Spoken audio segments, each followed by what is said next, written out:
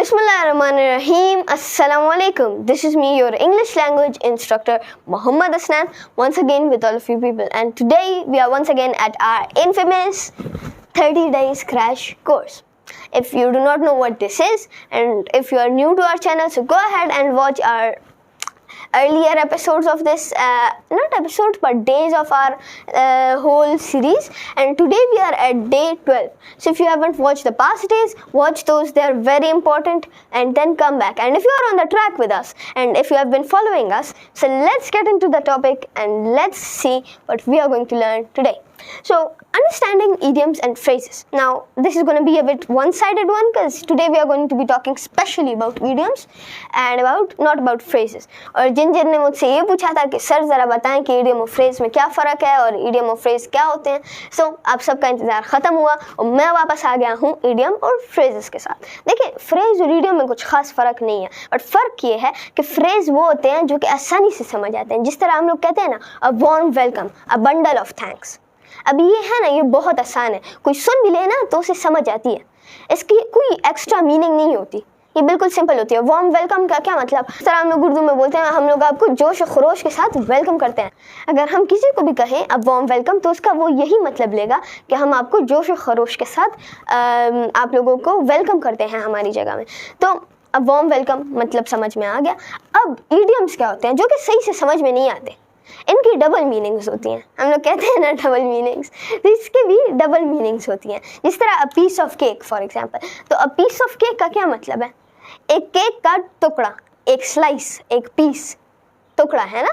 तो अगर देखा जाए तो सच में तो इसको हम लोग कहते हैं डिक्शनरी मीनिंग या लिटरल मीनिंग. जो लिटरल मीनिंग है वो है एक पीस ऑफ टुकड़ा या किसी केक का एक पीस, एक टुकड़ा. बट जो दूसरी मीनिंग है जो कि अंडरस्टैंडिंग और जो कि हमारे पास यहाँ पर फिगरेटिव लैंग्वेज के अंदर जो इसकी मीनिंग आती है वो है कि ये बहुत ज़्यादा ईजी है. This is not my cup of T.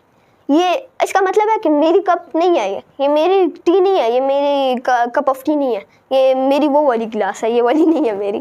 तो इसका वो मतलब हुआ. बट इन रियलिटी इसका क्या मतलब है कि ये मेरा काम नहीं है, ये काम मैं नहीं करूँगा. हम लोग कहते हैं ना, call the Satan's name and the Satan is here. शैतान का नाम लिया, शैतान हाजिर. या सच में तो शैतान सामने नहीं खड़ा होता ना, हम लोग सिर्फ एक तंज दे रहे होते हैं. इसे क्या कहते हैं? फिगरेटिव लैंग्वेज, जो कि हम लोग डेली लाइफ के अंदर बहुत ज़्यादा इस्तेमाल करते हैं. आगे खाई पीछे कुआं, पीछे खाई आगे कुआं, हम लोग ये कहते हैं ना बहुत ज़्यादा. अभी इसका ये मतलब तो नहीं कि सच में जो है आगे खाई है और पीछे कुआं है, ये तो सच में इस तरह नहीं होता ना. इसी तरह हम लोग कहते हैं बंदर के आ जाने अदरक का स्वाद. ये किस्म के कहावत होते हैं, उनको भी इडियम्स कह सकते हैं, या जो ट्रेडिशनल हो सकते हैं मुहावरे. और जिस तरह हम पुश्तो में बोलते हैं मतल, जमुंगा पर जुबान के देता मुंगा वायु मतल. नो इडियम्स चले मतल हम वर्त वैले शितासु पुख्तो के देना. तो एक तरह से मुहावरे होते हैं. जिस तरह हम कहते हैं बंदर के आ जाने अदरक का स्वाद, जिस तरह हम बोलते हैं पुश्तो के अंदर मिम जरमा टोल जमा. जिस तरह हम पुश्तो में बोलते हैं चीज़े अबाजोल परा से, मतलब जितना भी घुमा फिरा के जाएंगे ना तो आप वापस अबाजों को ही आएंगे. इसका ये मतलब तो नहीं कि आप घूम फिर के अबाजों की तरफ आएंगे, पर इसका मतलब है कि घुमा फिरा के आप उसी पॉइंट के ऊपर वापस आ जाएंगे. तो एक किस्म की इस तरह के बहुत सारे इडियम्स हैं जो कि हमें मिल सकते हैं.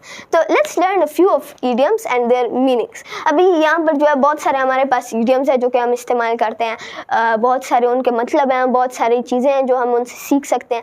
तो इस तरह मैं जो है एक लिस्ट दे देता हूँ, आपकी स्क्रीन के सामने अभी होगी एक लिस्ट. स्क्रीन के सामने ये लिस्ट है, आप ये देख लें.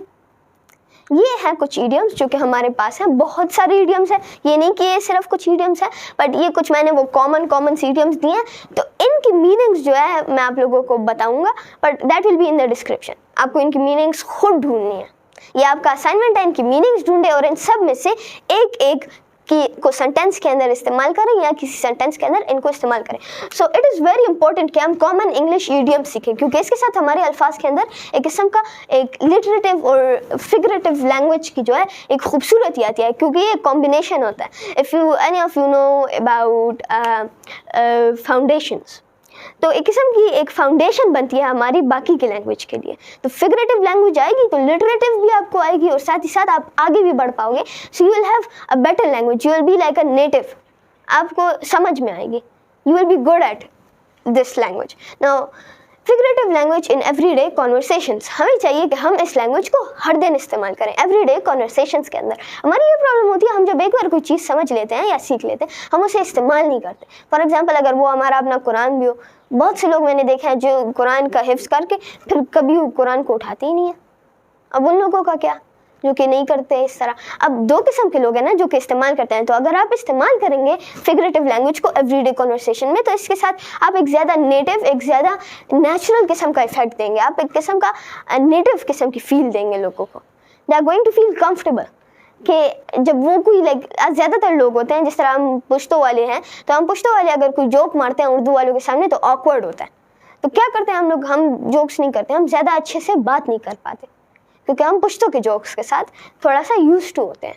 तो जिस तरह मैंने लास्ट अपने एपिसोड्स के अंदर कहा था एक्सप्रेसिंग योरसेल्फ क्लियरली के बारे में, तो अपने आप को आप एक्सप्रेस जब करना चाहेंगे ना, तो उसके लिए इंपॉर्टेंट है कि आप दूसरों की फिगरेटिव लैंग्वेज को भी सीखें, ताकि आपके जोक्स, आपकी हर एक चीज़ आप कंफर्टेबली शेयर कर पाएँ, आप बात कर पाएँ comfortably with your surrounding. Idiom usages and application exercises, इस तरह बहुत सी एप्लीकेशन एक्सरसाइजेज हैं, ऐसी बहुत सी फाउंडेशंस हैं, ऐसी बहुत सी यूजेजेस हैं इडियम्स की, और ये सारी यूजेजेस बहुत ज़्यादा आसान है, सिंपल है। सेंटेंस के अंदर एक इडियम को इस्तेमाल करें, और ये यूजेजेस मैं आप लोगों के ऊपर डिपेंडेंट करूँगा। आप लोगों ने कमेंट के अंदर एक एक जो मैंने इडियम आज मैंने आप लोगों को दिखाया था जो कि यहाँ पर था, तो वो इडियम्स जो है आप लोगों ने उनमें से एक का इस्तेमाल करना और मुझे यूजेज दिखाना है। फिर मैं अगले एपिसोड के अंदर जब हम बात करेंगे तो मैं कुछ उनमें से बताऊँगा कि कौन से करेक्ट थे, कौन से फॉर्मल थे, कौन से इनफॉर्मल थे, कौन से करेक्ट थे और कौन से इनकरेक्ट थे। इन सारों के बारे में हम बात करेंगे इन आवर नेक्स्ट डे या episode, whatever you want to call it. So this is all for our today's figurative language and idioms. So hope you people understood today with me. This was a bit fun one. So this is all for today. Thank you so much for staying with me, and Allah Hafiz.